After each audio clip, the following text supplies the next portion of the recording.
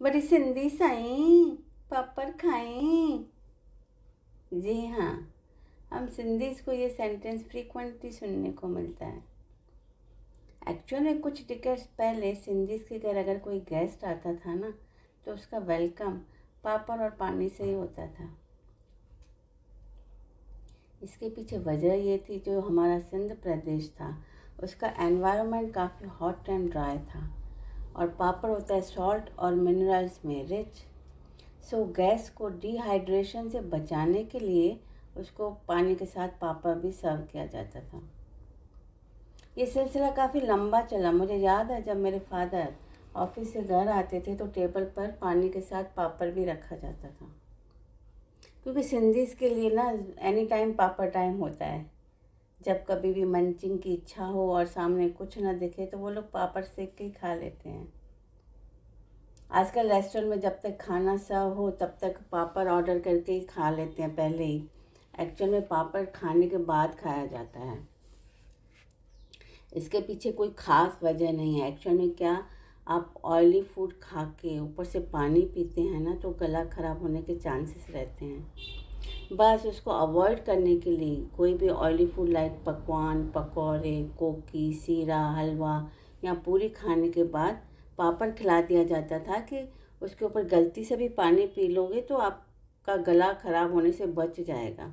बस यही रीज़न था पापड़ खाने का। और अगर आप पूछेंगे कि सिंधी पापड़ और पापड़ से अलग होता है तो बिल्कुल जी हाँ, सिंधी पापड़ अलग होता है। सिंधी पापड़ उड़द दाल का होता है। उसमें काली मिर्च, जीरा, नमक, हींग और पापड़ सोडा, जिसको सिंधी में बोलते हैं चानियो, उसका मिक्सचर होता है। सिंधी पापड़ अगर आप ताज़ा खाएंगे तो दांतों में चिपकता ज़रूर है, और कई लोगों को ये स्वाद इतना पसंद आता है ना कि वो पापड़ फ्रिज में स्टोर करके रखते हैं कि जब भी खाएं तो ताज़ा सा स्वाद आए। कई सिंधी खाने के कॉम्बिनेशन भी ऐसे हैं कि अगर उसके साथ पापड़ नहीं हो तो आप पापड़ को मिस करते हो। जैसे कि खिचड़ी के ऊपर चूरा करके पापड़ खाना, भुगे चावल और पापड़, प्याज वाली कोकी और पापड़, पूरी और तला हुआ पापड़, फ्राइड पापड़ जो मेरा फेवरेट है। ये जो कॉम्बिनेशन रहते हैं ये भी मन को बहुत लग जाते हैं। पापड़ सिंधी फैमिलीज़ के लिए रोज़ी रोटी रहा था 1947 में, जब सिंधी हिंदूज माइग्रेट होके इंडिया आए थे। तब सिंधी लेडीज़ का मेजर रोल रहा था इसमें पूरे एपिसोड में।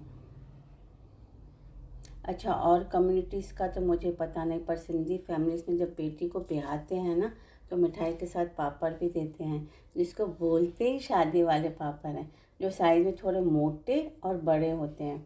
अच्छा, उनको फ्राई करके खाने में ही वो ज़्यादा यम्मी लगते हैं।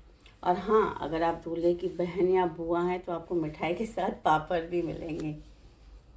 ये वीडियो बनाते टाइम बचपन की यादें ताज़ा हो रही हैं। जब माँ और ताई पापड़ घर में बनाती थी ना, तो सुखाने का जिम्मा तो हम बेटियों का ही था, तो हम कच्चा आटा लेके उसको खा जाते थे। वो भी बड़ा यम्मी लगता है। अच्छा, ये तो हुई पापड़ की बात। आपने कभी पापड़ के आटे के लड्डू बना के खाए हैं? आप गेहूं के आटे के लड्डू खाना भूल जाएंगे। एक बार ट्राई ज़रूर करिएगा।